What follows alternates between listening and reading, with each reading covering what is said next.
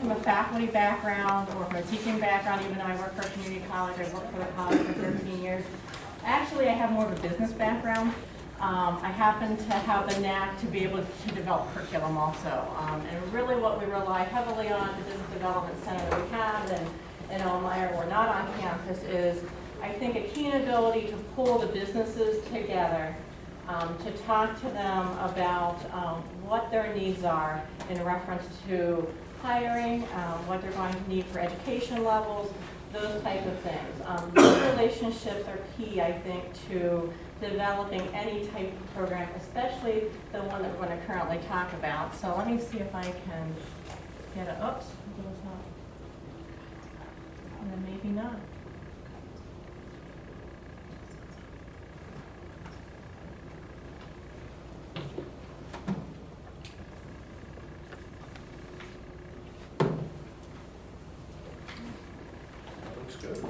I'll tell you, well, I'm going to tell you, so you'll see 8:55 on this, and it really, the you saw it was like 9 o'clock at night when I put this together, so we know what I was doing last night. Anyways, I just want to talk a little bit about the center, because it's a little bit different than I think most centers. We're a blend of credit and non-credit training. And I think, our mission is to provide that comprehensive workforce development. Whoops, it's up there, yeah. To the region. Our region encompasses Chemung, Steuben, and Schuyler County. And the Marcellus play is definitely very much in those communities, but we also border Tioga County, Bradford County, Pennsylvania. So needless to say, I never thought I'd see the day. I also am from that area, Penn State, so I drive home often, and I never thought I'd see in Troy, PA, that the hotels would have no vacancy signs outside of hunting season. So you see economic impact greatly, I think, in our area.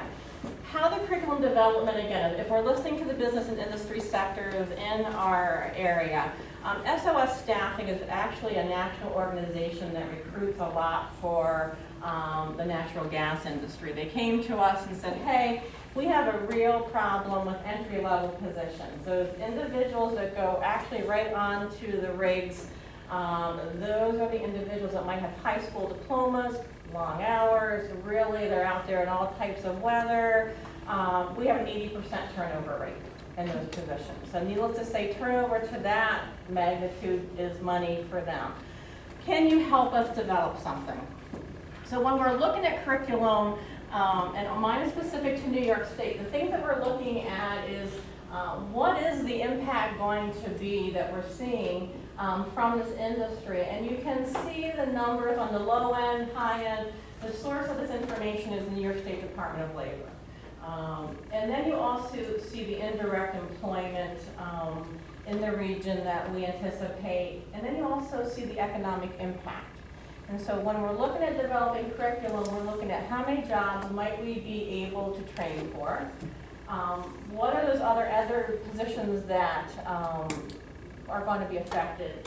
It's interesting when you look at indirect employment. One of the things we've done some recent training on, supply chain management and lean training for construction companies.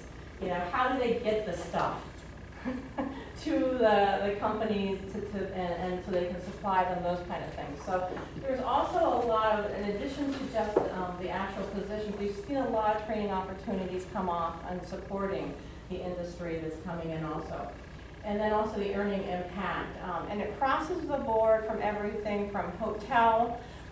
It's interesting if I see our training requests from some of the staff that come in. Hotels are requesting customer service training because now the hotel is full. Serve safe training for restaurants because now they've got more customers coming in, so they need safe food handling types of programs. So the residual effect, I think, in our community has definitely been great. We actually have a 72-hour program. One of the things we're trying to work with the natural gas industry, and you're going to see the list of actual gas companies that we work with that helped us develop the curriculum. We were really looking at how do you look at that 80% turnover for those entry-level positions. So before, for us with this program, it isn't so much number of people we're training, but do we have the right person in the seat to train? and are they going to be successful on the back end? So we're basically screening out a lot of people on the front end, and I actually have a staff person that is her job to do, is to screen out people that wouldn't make it even through the curriculum academically, but also depending on what kind of background they have. So we do some upfront testing. We use work keys assessments, and we're just looking for that initial brush of can they learn the information that we're going to be teaching them, but also on the rigs, once they get out there, are they going to be able to look at a blueprint, those kind of things, hopefully, and kind of be familiar with what the subject content is. We also review job descriptions with them before they even get in the class. We're talking to them about, can you pass a drug test? Big one. If you can't pass a drug test, you're probably not even going to, they won't even interview you. You know, it's just not going to happen. Felonies is another issue. Sometimes some companies will hire individuals that have felonies. Some of the larger companies will not, especially, depending on like what equipment they might be. If they're going in for their CDL, they might be driving, those kind of things. So we try to take care of that beforehand. The other thing we do with the employers is on the actual completion of certificates, many times you'll see that, okay, I got a degree. Sometimes a degree or a certificate doesn't really mean you've mastered the actual content of the training. Yeah, you completed. So what we're looking at is, and the employers that come in, because we do an actual job fair with the employers on the back end of training to place these individuals into employment.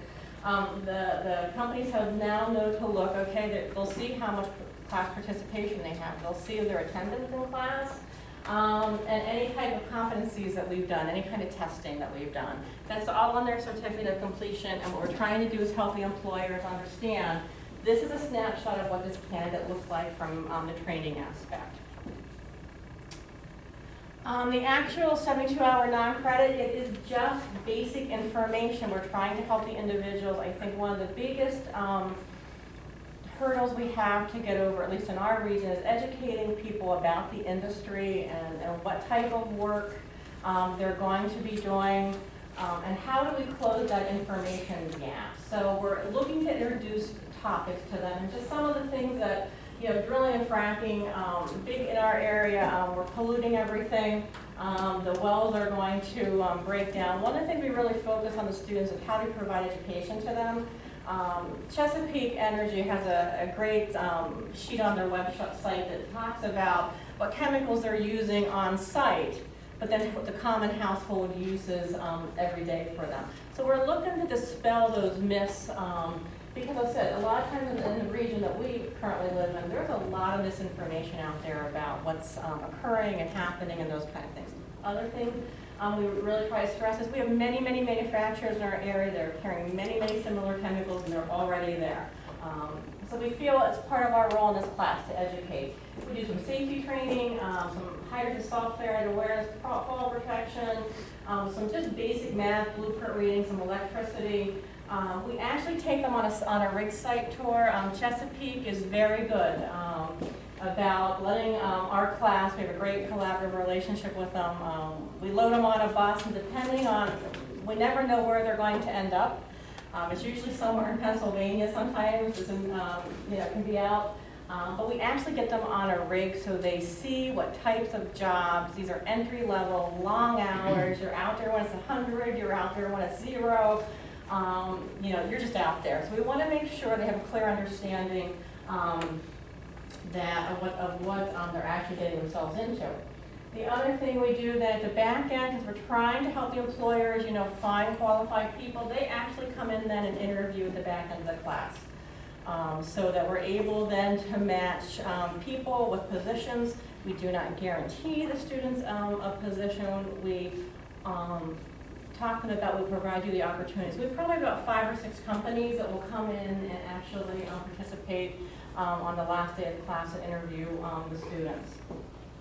When you talk about the OSHA 10 safety, are those the actual certificates that you're awarding to them at the end? 10 out. Okay, so because one of the concerns, is my understanding, or an issue that's out there, is a lot of times when a company is looking to develop in the area, there's a whole slew of safety requirements, OSHA training, OSHA requirements. Are we fulfilling that need What we for find with the employee? companies, because of liability, they would like to do their own training. Okay, so, but what we're looking at, we're going to get into some employment outcomes at the back end of here. I have about 25% of the class that won't be going into the natural gas industry. However, with some of these types of trainings, can I then transfer them into an entry-level position in manufacturing? Yes.